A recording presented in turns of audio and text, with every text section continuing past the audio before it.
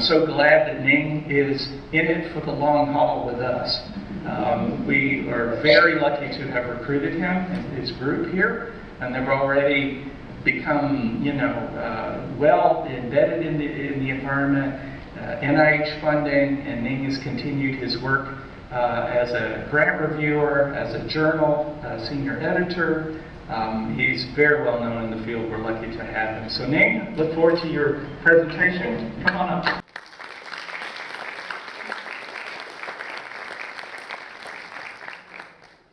Thanks, Randy, for that generous introduction. So let's just get straight to the topic. And first, a disclaimer that I'm not a COVID scientist. I'm not studying COVID per se. But I want to present the perspective that we begin to understand how COVID can actually cause a situation what we call long COVID. And I think the best perspective to understand that phenomenon is look at how the immune system interacts with the brain to result in long COVID. So here's some of the data that I just got from on Monday. Downloaded from Washington Post, and this is probably data collected from Johns Hopkins. And you can see over the last 2 years, we have endured this pandemic. The case goes up and down, and fortunately for us, it looks like it's going down, Monday. Hopefully it's not ticking up in terms of case numbers and death numbers and hospitalization numbers. So it looks like we are coming to the end of the tunnel, beginning to see some light. But for many COVID patients, that the end of the acute disease is actually a beginning of a very difficult experience, and that is long COVID. And long COVID, it's just like this picture depicts. It seems like you've been chained down by the COVID disease even after you recover. Okay, you still feel really bad. And long COVID actually develops in many patients that experience mild or moderate and sometimes even asymptomatic COVID. Okay, and in the majority of the patients that have been hospitalized, 76% of them you may experience long COVID, and you may get muscle weakness and fatigue. Severe fatigue for a long period of time. And even patients that was managed, community managed, meaning that you didn't go to the hospital, and you still have a chance of 10% to 30% of patients developing long COVID. So the journey for patients that's gone through this long COVID, it's an arduous journey. And you feel like, you're at the beginning, you feel like your leg is really heavy. And you start to feel you can't remember anything. Where were you? What did I just say? You feel like you can't taste anything. It lost your sense of taste. And sometimes during the day, you walk and you feel like, somehow you feel like you have another headache coming. Okay? So it takes a long time, and you don't know when you come out of this. So it's pretty devastating. And so who gets long COVID, you would ask? Let's see. So maybe not her. Okay. So this is Marissa is a college athlete. She played volleyball with the Cleveland State University. And she got COVID in August 2020, and at the beginning she was like any young people, thinking, well, COVID is not supposed to affect young people that much. And this is a year after her COVID, and she has developed, unfortunately, long COVID. And some days she'll wake up and even opening her eyes would trigger a headache. And if she tried to get out of bed, her heart just raises, and she had to lie back down again. And you can see she's still having IV intravenous immunoglobulin treatment. This is a year after her COVID, and we're talking about an athlete like that. And what about kids? Okay, so, and Madison is a teenager, very healthy, was a competitive dancer. And months after she got a mild COVID, and she started to have to use an inhaler just to keep herself functioning. And we have some painful transformations.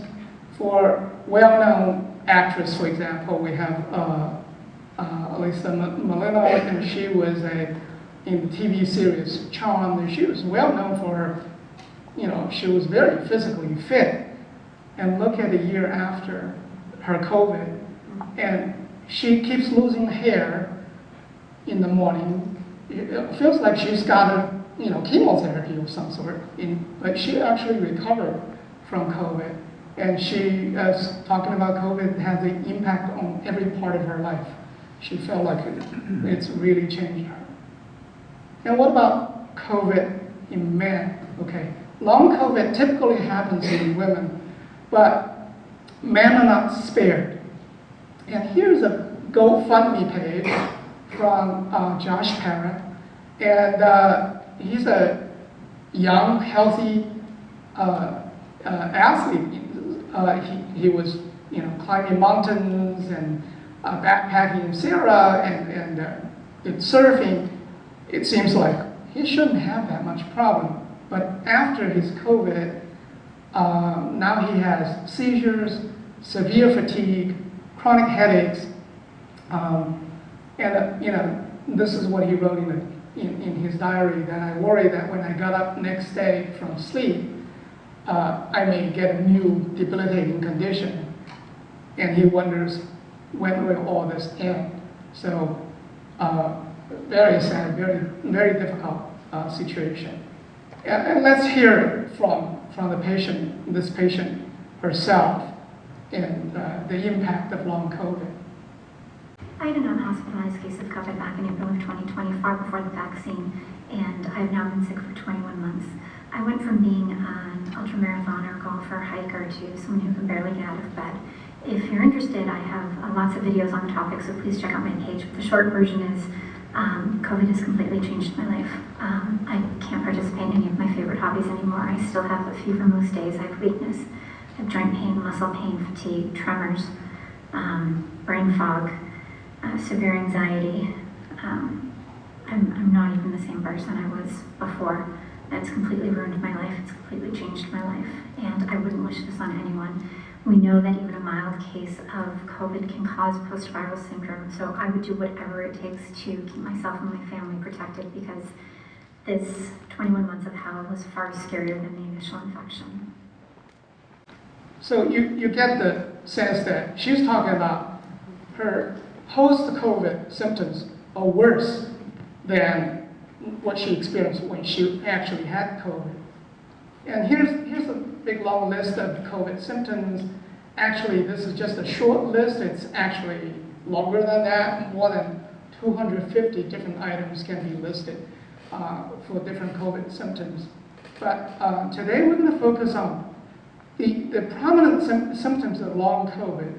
Involves a lot of neurological pathologies.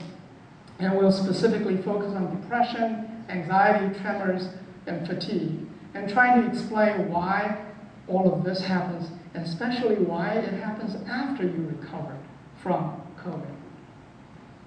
Okay, so just because we have so many different symptoms of long COVID doesn't mean long COVID is not real. We know about that because many of the patients that before they got COVID, they are completely normal, and it's only afterwards they develop those symptoms.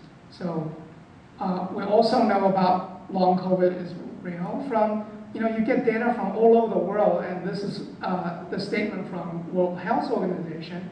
And what you can find is that from data all over the world, we find individuals after they had the diagnosis of COVID, or they have a possible history of COVID, and they suddenly develop these symptoms 2 to 3 months later after this event.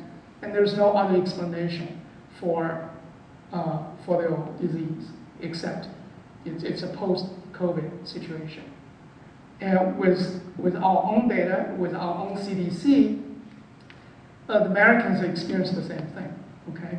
And what we find is the long COVID symptoms can be new. That means you've never experienced it in the past, or returning, or you already have some of the symptoms and after the COVID gets exacerbated, or sometimes it's exacerbation of your ongoing health problems after you have COVID, okay?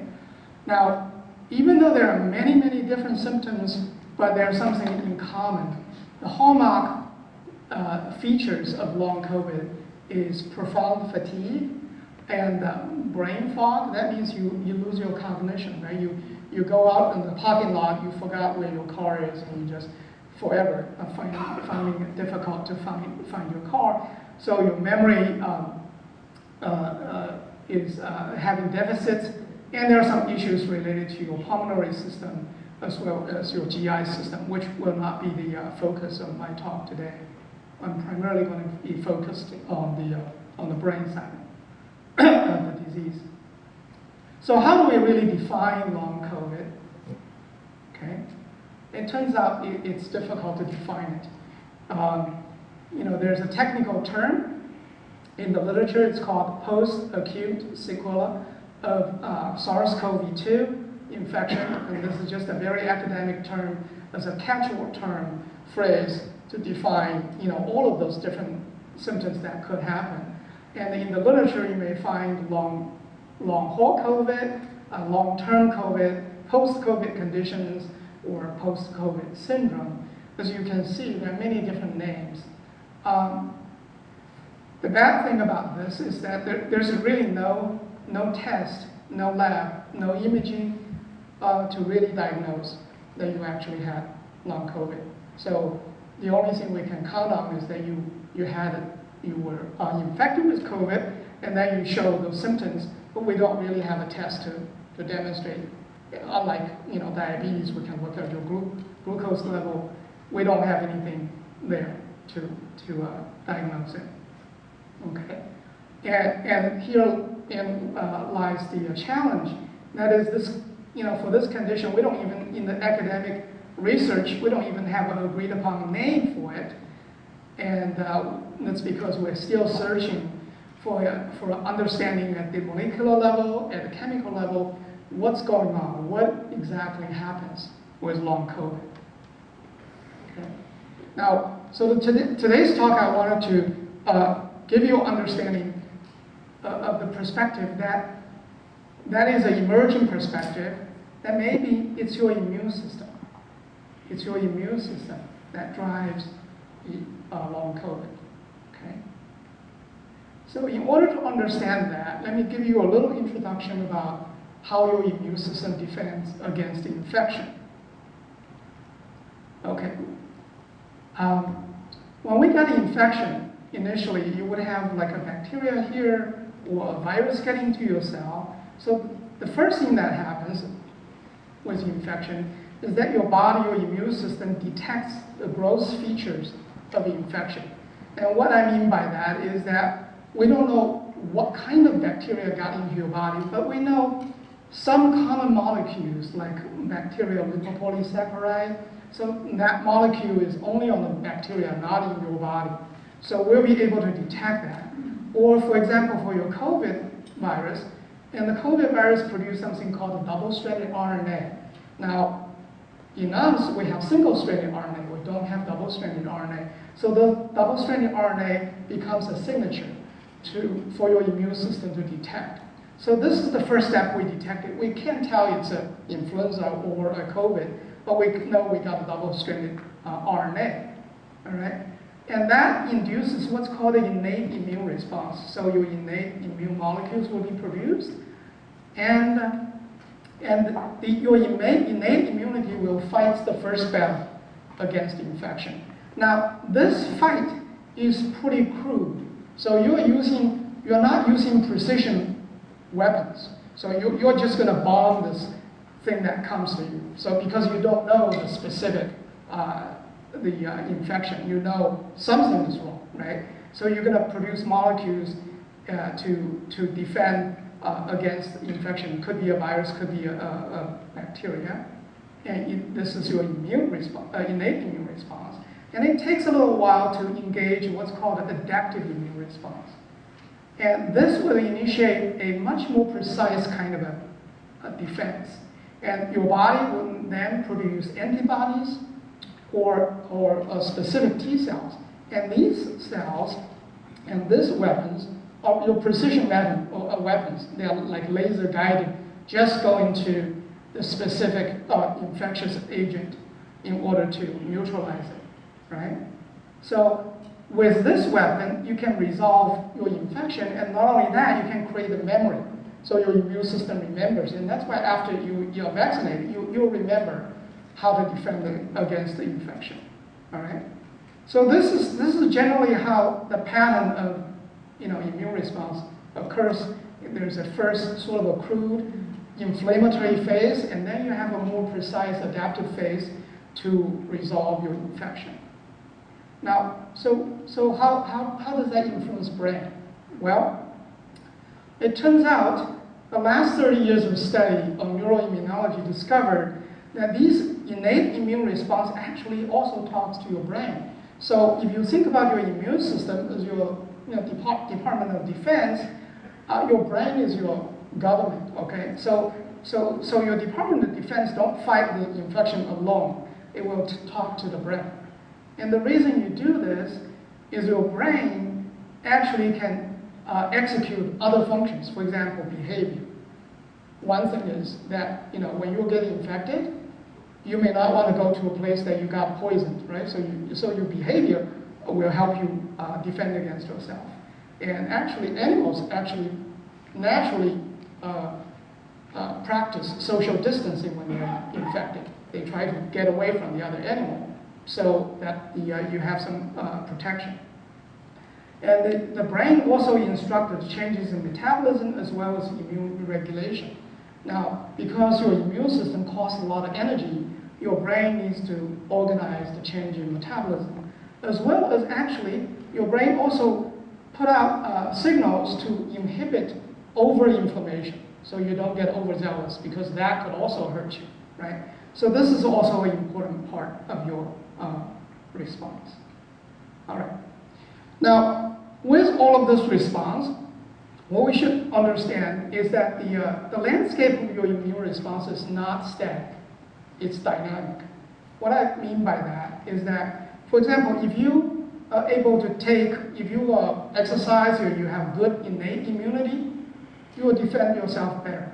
Or if you take a vaccine, for example, and that allows you to create those precision weapons ahead of time, before the virus actually get to you, right? So that would be helpful. Or nowadays, you see Pfizer just had an antiviral, and what it is those medicines were able to suppress viral replication. So all of this results in a shift of your immune response like this.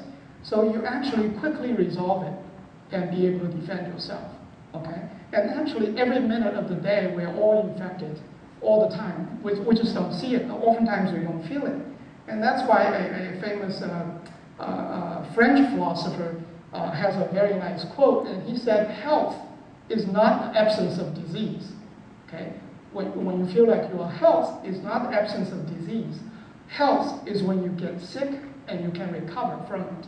And that's really true. And when you enhance your immune response, you can quickly recover from your disease. But that's not the only way the immune system can shift, and you can shift it the wrong way. And the wrong way to shift it is that, for example, if you have drug-induced chronic inflammation, and that will stretch the inflammation longer, or you have dysregulated termination of your inflammation. Okay, so your body have molecules that says, stop, it's done, you shouldn't be continue your inflammation. But if that mechanism is dysregulated, you will have chronic inflammation, or you are compromised immunologically. So all of this will trigger a much longer response, and that may not be healthy for you. And I wanted to show you this could be the key for us to understand why you have long COVID. Okay, so before I move on, I want to emphasize this first part a little more, especially in relation to virus. For the COVID virus, and it's an RNA virus, and we know that the RNA virus will generate double-stranded RNA, okay? And the double-stranded RNA, at the first phase, your body's innate immune response will produce these powerful molecules like innate inflammatory molecules, including interferon or interleukins. So the interferons, the reason we call it interferons is because this molecule interferes with the viral replication. Okay, so the interferons, it's produced and tells the other cell suppress those virus from replicating. And the interleukins are the ones that talk to other immune cells and call in reinforcement. Okay, so that you can move in with your neutrophils and macrophages in order to defend against the virus. Now, these powerful cytokines also talk to your brain. Okay, so just keep this in mind. Okay, so this is a very recently published paper that really hinted what's going on with long COVID. And this is a big study, and the scientists in this group were able to collect hundreds of patients' blood and take their cell out, track them for months and months, okay? And so some of the patients will develop long COVID, some will not. And the scientists were able to compare the cells, what are the cells producing with the patient that produced long COVID compared to the people that don't produce long COVID. It turns out, very surprisingly, this molecule is a signature, and that's 8 months after you got COVID. And it's interferon beta. And it's supposed to be produced at the very beginning of your infection, not 6-8 months later. Okay? Something has gone wrong. Something has gone wrong in shifting the immune response in this way. It's shifting it prolongs interferon signaling for months that you shouldn't be having this. And could this allow us to figure out how long COVID is induced? Well, let's look at whether this kind of cytokine or chronic inflammation-induced chronic situation could induce many of these COVID-like symptoms, such as depression, anxiety, neurodegeneration, and fatigue. So let's examine of this and see whether these different things can be induced by chronic cytokines or chronic inflammation. And we actually learned about the antivirals problem a long time ago. And what we first learned is that if you use interferon, this is a clinical practice because some viral diseases are very difficult to treat. For example, hepatitis C. Okay, it can be devastating for patients. And one of the treatments for hepatitis C is using interferon. See, we're trying to interfere with the viral replication. The problem with this treatment is if you treat patients with interferon for 2 to 3 months, and they become depressed.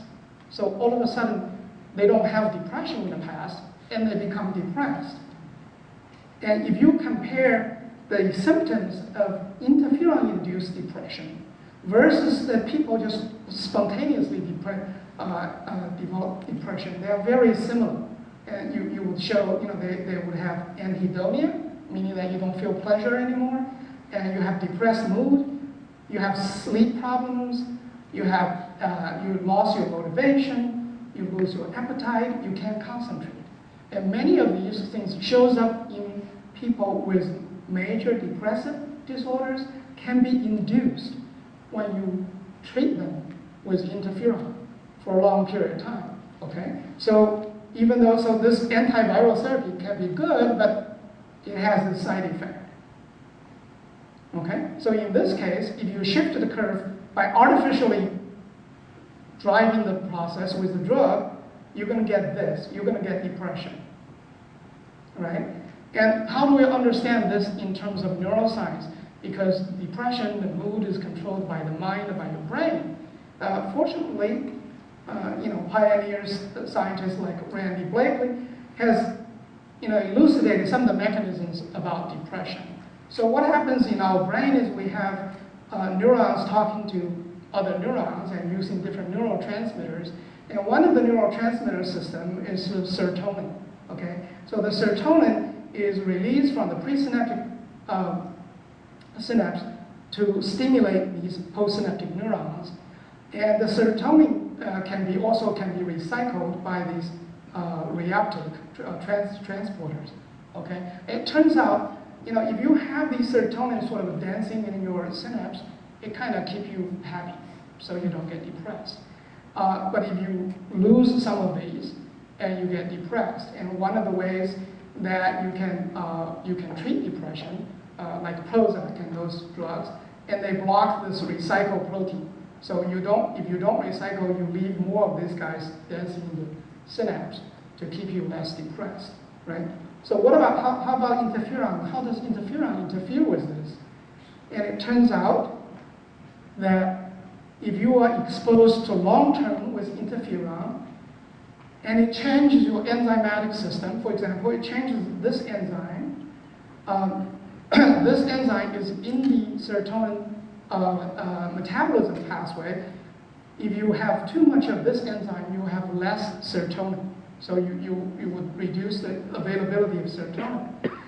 In addition, if you use interferon to induce depression, you actually can treat it with Prozac kind of drug to block this recycling of the serotonin. So that way you will have a little more of the serotonin available in your synapse. And you can see that can really reduce the amount of depression, okay?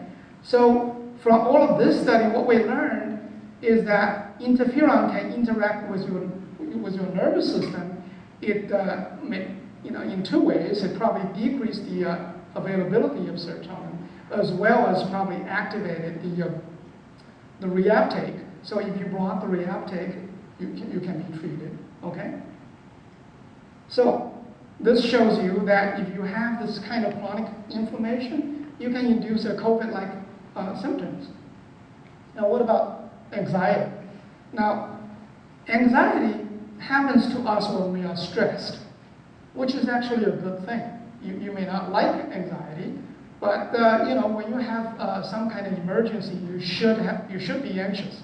So you are alert, okay, if you are facing with a predator, for example. Now, anxiety is bad for you when it lingers and when you have protracted anxiety. And if your anxiety is triggered without an identifiable trigger, then you're in trouble. You have anxiety disorder, okay? You're just anxious all the time. And so the anxiety can be induced in animal models by psychological stress. So we've done this, in the mouse models, you can do this. The mouse is territorial, they fight. So if you take this mouse, put into this mouse's cage, and they'll have a fight, okay? But this guy is big and strong, so this guy gets defeated. And if you do this 1 hour a day, just 1 hour a day for 6 days, and you create chronic stress. So this is chronic social stress in a mouse model. And what you find is very interesting. And my collaborator, Dr. John Sheridan at Ohio State, he was an immunologist. So when he studied anxiety, he first looked at the immune system rather than the brain. And what's interesting is he found very different from acute stress. Acute stress will shrink your spleen. The reason is your stress hormone is immunosuppressive. It will shrink your spleen. But chronic social stress actually makes your spleen much bigger. Okay, you got a bigger spleen. And that doesn't make sense because your stress hormone is supposed to do the opposite. And it turns out when you have chronic social stress, the stress hormone's sensitivity was inhibited. So basically that's the brake that you put on when you have too much inflammation by your immune system.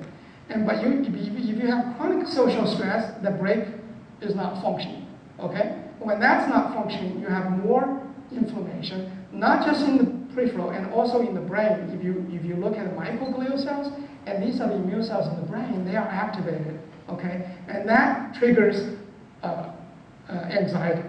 Okay, so in this case, what you do is you dysregulate immune response, and you also have this distorted immune function, and that triggers anxiety. And you can do this. You can really show this in the experimental paradigm. So so if you want to study stress in mouse, they can't tell you, and you have to test it. So you put a mouse in this open field. They run around, and if they are not anxious, they come to the middle of the field. And if they are stressed out, they hide in a corner. Okay. So you can just record them. And here's the heat map of how the animals move. See, the control animal once in a while will explore the middle of the field. But if you have chronic stress and the animal is anxious, then they stay out on the corner, on the edge, right? And so, but if you knock out an inflammatory cytokine receptor, so you inhibit inflammation, you can then recover some of you can make them less anxious, okay? Another test you can do is called the light and dark preference. So you can make two chambers. So one of them is with light, and the other one is dark. So the mouse would like to hide in the dark when they are anxious. And you can show if you have chronic social stress, they stay a lot more time in the dark. Okay? And this process again can be inhibited if you just inhibit inflammation. So what these kind of work tells you, chronic inflammation, okay, that shift, that distortion of the immune response could give you anxiety as well. And what about this kind of COVID situation? Okay, it's been reported that people with long COVID has tremors, and some of those behaviors are very similar, like a Parkinson-like disease. Okay, so you can look at this. We know about how Parkinson happens. It happens when the neuron that control your movement is damaged. In this case, specifically, the substantial nigra neurons in the brainstem that projects to your striate and control your movement. So when you lose some of these neurons, you're in trouble. You become Parkinson-like. And many of the patients suffer from this disease due to neurotoxins like aggregated alpha-synuclein that induce this disease. But there's another way to induce this from an immunological perspective. And my student and I, we have done a study like this, and trying to see whether if we trigger chronic respiratory system inflammation, will we be able to trigger Parkinson-like disease. And the reason we thought about this is actually many people with Parkinson's disease, they will tell you, like years before they actually show motor function dysfunction, they lose their smell first. And so maybe you get that from the nose. So what we did is we tried to use this inflammagen to stimulate the nose, and we look at how the inflammation can propagate from the nasal mucosa to your olfactory bulb to the deep brain. And it turns out the inflammation can go all the way there, just because you are having some stimulation to your nasal cavity. And surprisingly, deep in the substantial nigra, that's the place where your dopaminergic neurons are important, and you can see the inflammation triggered from the nose can kill neurons deep in the brain. Okay, and that again can be blocked if you block inflammatory signaling, or you can block microglial cells activity. As I told you, the microglial cells are the brain immune cells. Okay, and you can actually this is an interesting test. You can test animals' Parkinson's. They don't behave like human. So what you do is you do this pole test, right? You put a pole here, you put a mouse in there because they don't like to hang upside down. They quickly move down to the floor. But if they don't control their movement, it takes them much longer to get down here. And you can test that if you give them this kind of intranasal inflammation, it took much longer. That's a mouse model of showing you behaviorally they are having Parkinson-like situation, right? So in this case, we have a prolonged upper respiratory inflammation that also drives this phenomenon, drives a long COVID, part of the long COVID-like condition. And what about fatigue? The last one we want to talk about. Well, we all experience fatigue, and when you work all day long and you go home, you're tired, fine. Fatigue is a good thing. You rest. Fatigue is not a good thing if you feel like you're fatigued all the time. That's chronic fatigue. And it turns out, again, chronic fatigue may have a inflammatory trigger. Now, one of the best models to demonstrate chronic fatigue can come from inflammation is a tumor model. And you can use a tumor model in the mouse that produce very little immune response. So that's why the immune system cannot kick out the tumor. But it still causes prolonged chronic inflammation. And then you can test the animal in terms of their mental fatigue and their physical fatigue. So the mental fatigue you can test is by this voluntary wheel running. So you put a running wheel in their cage, and they normally will get on. They think it's fun. They're gonna run. But if they have this chronic inflammation, they drop. They don't have the. They feel tired. They don't do it. Or you can test their grip strength, how much they can grab onto something, and you can see again, the animals have this tumor-triggered chronic inflammation. They don't do so well, and you can reverse them partially with anti-inflammatory drugs. Again, telling you that this immune trigger change is changing the response that allow you to experience fatigue. And mechanistically, the laboratory of Rovell Denzer and Kobe Heinen have figured out a very elegant mechanism to explain why you have this. And that is because your immune cells actually consume a lot of energy. And when you have inflammation, the immune cells will use up energy. But the innate immune cells tends to use energy in a different way. So if we consume our energy, you can generate energy with a fast way to generate it, but less efficient way to do it. Or you can do it slowly but more efficient. Okay, one with oxygen, one without oxygen. But when you have chronic inflammation, it shifts your body to use a lot of this inefficient but fast energy generation. So then you would have less cellular availability of your energy, resulting in fatigue. So now I hope you understand that the chronic inflammation could really trigger many of the COVID kind of like symptoms, right? From this mechanism. Now we should ask a question: how does COVID trigger this? Does COVID trigger chronic inflammation? Let's take a look. So now let's look at a COVID virus. So here's your COVID virus's genome. This entire genome is only 30 kb. So it's about 30,000 letters, okay, of the RNA. And just for comparison, for a human, we have 3 billion. So a COVID virus is very small. It's about 100,000 times smaller than our genome, okay? So how can something this small cause this much damage? Well, let's take a look at this. This genome produces some proteins. Some of these proteins will make the machineries for the RNA virus to copy RNA to generate more RNA. So it needs to replicate itself. And other molecules like the S protein, the spike protein that you've heard a lot, form this part of the capsule of the COVID virus, right? And this is also what binds to the cellular receptor to infect your own cell. Okay, but something quirky about the COVID virus, very different from other RNA virus. So let me show you what it is. So here's the RNA virus, RNA polymerase, and you see this little hop. And what happened is, for a normal RNA virus, you copy your genome and you produce a little baby virus. This is your COVID virus genome. And that's it, right? You replicate yourself.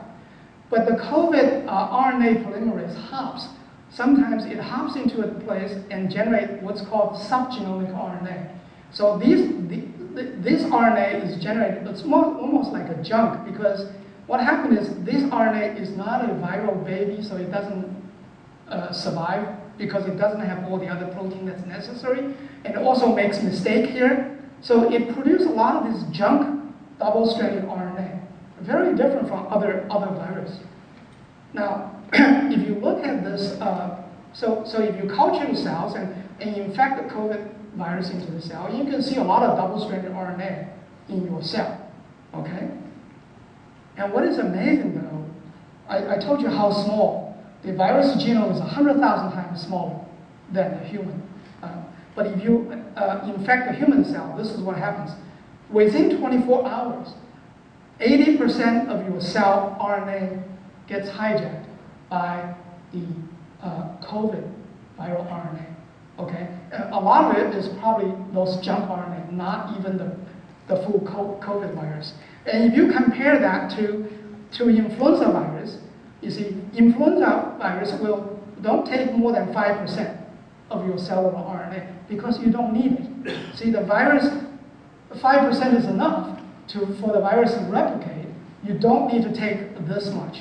And that's because the COVID is producing more than junk RNA. So if you look at the gray bar, and this shows you how much your host RNA is. See, in the influenza, most of your cells still have your host RNA. But after 1 day, your COVID RNA is taken over. Okay? So that's a big difference. Now this quirky, so this much double-stranded RNA, it can change something in your brain.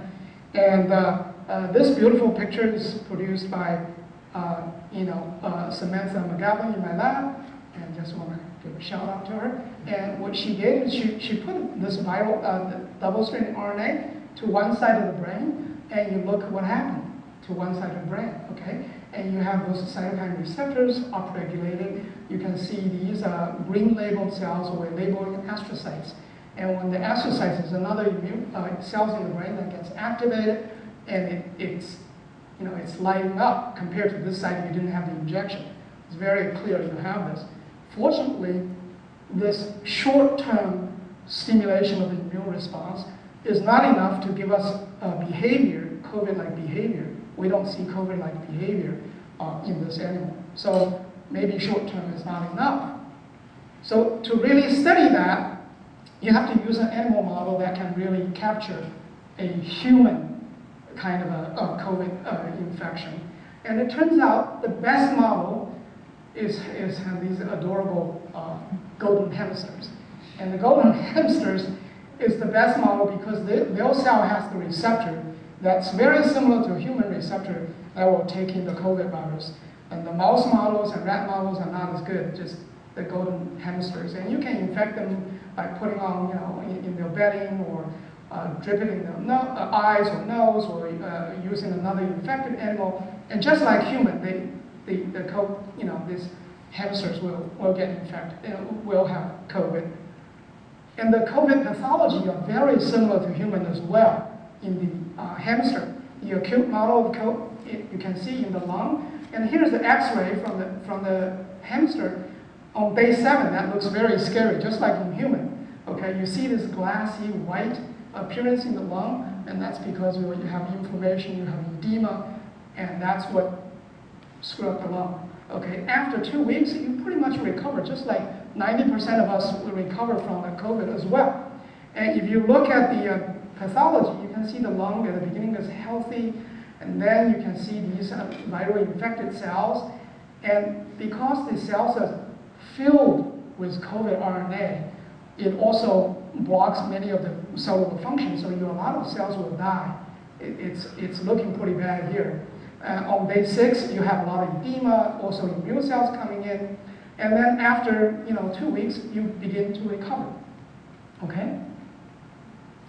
And then if you look at where did the COVID virus go if you infected this animal model, it turns out the COVID virus is actually very restricted.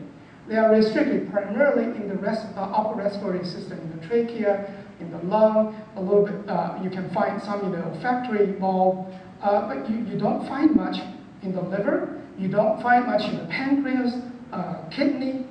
So it looks like it has a very restricted infection. So your prediction may be that the infection is restricted, maybe the inflammation will be restricted, and that it would be wrong. And if you look at these, so these are the genetic, so this is what we do. So if you take all the tissue and you analyze RNA expression, and these genes are the interferon-related genes, and what you find is that you can find in the kidney, you can find in the lung, you can find in the brain, these high levels of interferon-related gene expression. Meaning that somehow, even though the virus is restricted, but the inflammation has spread, very wide across your system. It could be those junk RNAs. Those junk RNAs may have spread much further than the replicating virus. And when these hamsters recover from virus, meaning that you do the PCR test and they are negative, but they still show behavior. You can do this marble bearing test. You can see, the rodents, if you put marbles in their cage, they bury it, and you can see that they have a difference in terms of how much they bury the marbles. This is after the animals is recovered. This is the indication they may be anxious. And in this test is that you present the animal with food with a new plate, and so the animal is a little anxious, but they're hungry, they want to get the food, but then they see this plate they've never seen before, they're hesitant. They hesitate to come on to get the food, and you can see how much time it takes for the animal finally get the courage to go, and you can see the COVID animals take much longer. They're anxious. They don't go. And here's a test of a swim test, and you put the animal in the speaker.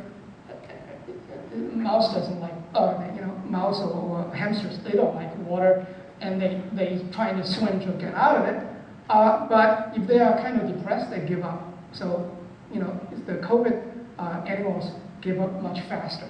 They just float. They say, okay, I give up. I don't do it. So these behavior tests shows you that this recovered. We're talking about the animals recovered from COVID are showing long COVID kind of symptoms, right? So let's look at the inflammatory gene expression again to see how different COVID versus another virus. Let's use influenza as a control. So here, on top, you have influenza, you have COVID, you infect the animals, and you look at the lung, okay, 3 days later, you have all this inflammatory gene expression. No surprise. Now, after a month, the lung is cleared from the influenza-infected animal as well as from COVID-infected animal. Okay, we're doing fine, we recovered. All right, but the surprise comes in the place that near your brain. This is your olfactory bulb. On day 3, you have the influenza versus COVID. But look at after a month. After a month, the influenza don't give you long COVID, and they're gone. But the long COVID hamster have inflammatory cytokine-induced gene expression a month after. So, and then you can look into the brain. Okay, you can look at the brain, and remember the brain immune cells are microglia, and the microglia activation persists after the animal has recovered from the brain. So what we come up to, our understanding may be, is that because of this quirky thing, okay, and this could be a difficult challenge because this double-stranded RNA, if they are not COVID virus, they don't even present antigen very well. So they may hang around for a long time, okay? So they get in your body, and when you have that, and then from the human data, we know, even after 8 months, we may have those abnormal inflammatory cytokine interferon persisting in your body, and that could be reason that you have long COVID-like symptoms, okay? So now we can ask, does this actually happen in human during long COVID? And we actually have some data from human data. People do biopsies, and this is a patient that recovered COVID at 90 days after they recover from the COVID, and these green labels are double-stranded RNA. So it's still there. It's still probably stimulating your immune response. And this patient's, this is the brain tissue from the patients, the long COVID patients, and you can see the microglia, the brain's response to inflammation persists compared to the non-COVID patient. And if you look at the damage that can cause to the nervous system, it happens in the periphery. So this is the peripheral nerve, a skin biopsy of the peripheral nerve, and we see damaged nerve fibers in the periphery. And then this is the most recent publication. It's probably just last week that was published. And many COVID patients has undergone brain scan. And it turns out we lose brain cells. The brain volumes, we have reduced brain scan volumes in the olfactory. That's easy to think about because you inhale the virus through the nose and it's connected to your olfactory bulb, but also in the hippocampus, in the place that control your cognition and emotion. And this study is very striking. So this is a study that we want to understand what exactly is the culprit that give us this long COVID. And this study compared the midterm patients, meaning that you recover from the COVID 3 to 6 months, versus the long term, more than 6 months. Okay, so the patients recover for a short, 3 to 6 months, and then the longer term. And you look at these long COVID symptoms like anxiety, brain fog, depression. And you want to see a patient that recovered closer to their COVID recovery versus longer term. Which one you would predict to have higher frequency of the long COVID symptoms? And it turns out it's the other way around. And normally you would think the closer I'm close to my recovery, the midterm situation you would have more frequency. But it turns out the longer term samples, patients were having more frequency of the disease. So this again suggests it's not the early infection, it's the later prolonged inflammation that could hold the key for us to understand why you have long COVID. So here's the current understanding that from all of this literature and from some of our studies. And what we think is that the COVID virus get to you and you can be cleared of the replicating virus, but you may not be able to clear some of those double-stranded RNA, those subgenomic RNA that's been produced, and that keeps driving. It's tricking your immune system to think you still need to fight it, even though you don't have a virus to fight. And you keep fighting it. And you keep fighting it, you keep stimulating the brain, and you potentially cause all of those symptoms related to your long COVID. So this is my last slide. I'm sure this is not a complete picture, but I feel that this understanding will move us forward to come up with ideas and methods potentially to treat this problem in order to provide relief for long COVID patients. I also want to give a shout out to my postdoc, Danny Nemeth, and he helped me a lot making the slides. So with that, I would like to stop and take your questions.